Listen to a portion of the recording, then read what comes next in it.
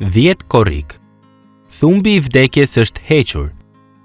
Ku është o vdekje fitoria jote? Ku është o vdekje thumbi yt?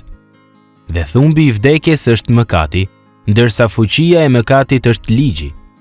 Por qoftë falënderuar Perëndia që na jep fitoren nëpërmjet Zotit ton Jezu Krisht. 1 Korintasve 15, 55 deri në 57.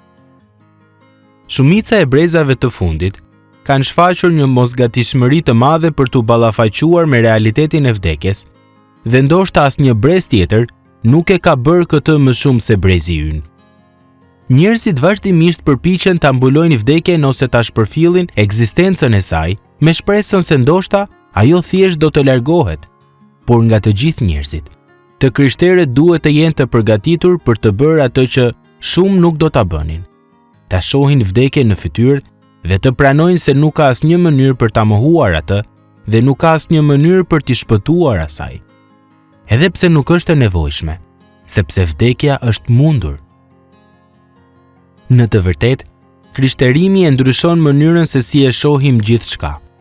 Bibla na ballafaqon me realitetin se jeta është e shkurtër, vdekja është e sigurt dhe se gjykimi na pret. Megjithatë, brenda shkrimeve kemi edhe deklarata të qarta, të mrekullueshme dhe udhëzuese në lidhje me mënyrën se si të mendojmë për vdekjen e një besimtari. Për të krishterin, thumbi i vdekjes është hequr. Mendojeni kështu. Nëse keni dalë ndonjëherë jashtë me një fëmijë të vogël dhe ju afrohet një grerës e zemëruar, do të viheni qëllimisht mes fëmijës dhe grerësës për ta marrë ju thumbin ose për ta hequr atë. Pasi të jetë bërë kjo, fëmia nuk ka pse të ketë frikë. Prandaj, Jezusi, nëpërmjet veprës së tij në kryq, e ka trajtuar dënimin e mëkatit tonë. Ai e ka thyer skllavërinë e fuqisë së mëkatit në jetën tonë. Ai e ka hequr thumbin e mëkatit dhe të vdekjes. Fitoria e Krishtit është fitoria jonë. Vdekja është mposhtur.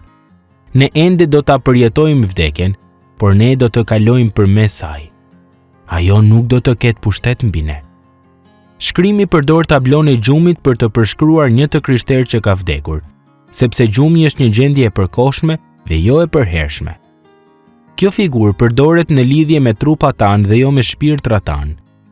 Në një nga letrat e tij drejtuar Selanikasve, Pali thotë: sepse nëse besojmë se Jezusi vdiq dhe u ringjall, kështu edhe Perëndia ata që fjetën përmes Jezusit do t'i sjell bashkë me të. 1 Selanikasve 4:14. Me fjalë të tjera, ne mund t'i themi Jezusit atë që shumë fëmijë të vegjël u thon nënave ose baballarëve të tyre para gjumit: a do të rish me mua derisa të më zër gjumi? Dhe Jezusi thot: po, do ta bëj, por edhe më mirë se kaq, unë do të jem me ty edhe ndërsa ti fle. Të biesh në gjumë, të vdesësh, në Krishtin do të thotë që kemi hyrë menjëherë në praninë e tij, në gëzimin e Zotit në lavdi. Jezusi është i gjallë dhe çdo ditë e re mund të na kujtojë ringjalljen e tij. Çdo mëngjes, ne zgjohemi me një agim të ri, si një kujtesë për atë ditë të lavdishme, kur do të bjerë boria. Të vdekurit në Krishtin do të ringjallen të parët, dhe të gjithë ata që janë të gjallë dhe mbeten në tokë do të rëmbehen bashkë me ta. Si besimtar, kemi lindur sërish me shpresën e gjallë që, për shkak se Jezu Krishti fitoi mbi varrin, ne do të jemi përgjithmonë me të. Kështu e shohim ne vdekjen. Ne shikojmë përmes saj.